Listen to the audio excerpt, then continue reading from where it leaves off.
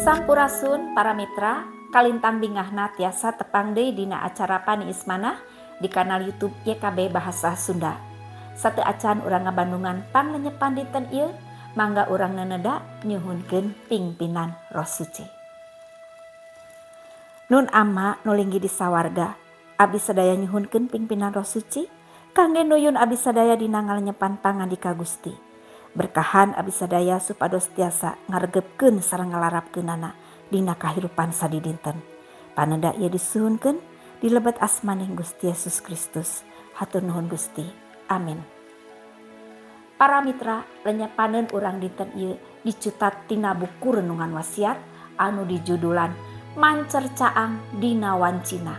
Dumasar kitab Jabur pasal 37 ayat 1 dugi ka 8. Sareng nas nu janten puseur panglenyepan urang nyaeta ayat nu kagenep anu unggalna kieu. Lampah bener maneh kumantena bakal disina atra lir panon poe wanci manceran. Para mitra, remen urang sok tumaros malihan mah bari ngaros keheul bendu ka Gusti. Nalika nyakseni laku lampah jalmi jahat sareng talajak jalmi goreng anu curang sareng teu anut ka Gusti. Tapi justru aranjeunna hirup raharja. Naha ari anu jarahat jara muga hirupna. Nanging jalmi nu hade, jalmi nu balenger justru hirup dina kasukeran sareng tebih tina kacekapan. Kaayaan sapertos kieu ngajantenkeun seueur jalmi anu ngaros bendu tur keheul sareng sirik ka jalmi-jalmi anu jarahat sareng curang. Para mitra nu ngagurit Jabur mepelingan urang supados teu kedah ngaraos salempang ku lampah jalmi jahat sareng ulah kabita ku talajak jalmi goreng.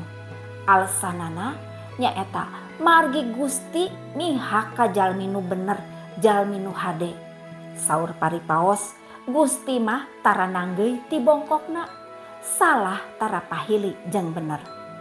Gusti Allah baris ngabales satiap jalmi satimpal sareng laku lampahna. Lampah bener kumantena bakal disinda atra lir panon poe wanci manceran. Harita keneh bumelana Gusti ka jalmi hade baris atra, baris eces pisan. Sadaya jalmi baris nyakseni yen urang teh jalmi hade, urang teh jalmi bener. Eta caang teh baris mancer dina wancina, sanaos urang teu terang iraha-irahana.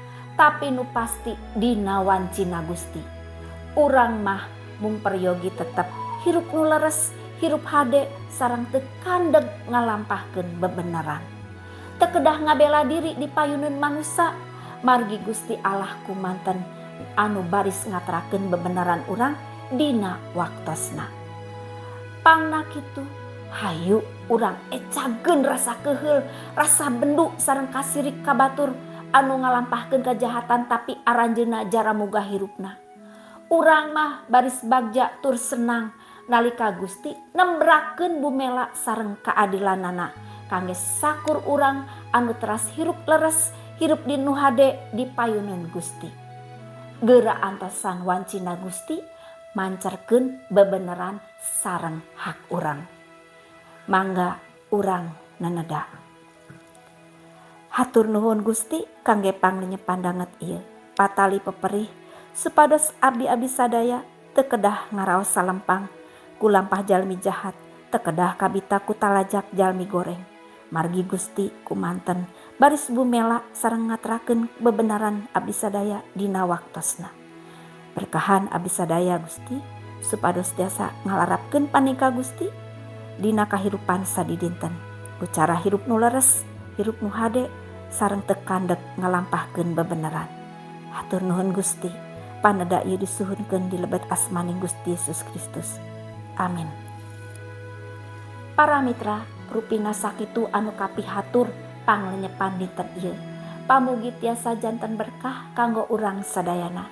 Ulah hilap subscribe, like sareng bagikeun kana sanes. Margi ku cara kitu para mitra tos ilubiung dina ngamasurkeun Injil kasalamatan sasarengan YKB. Gusti Yesus ngaberkahan. Cak heula.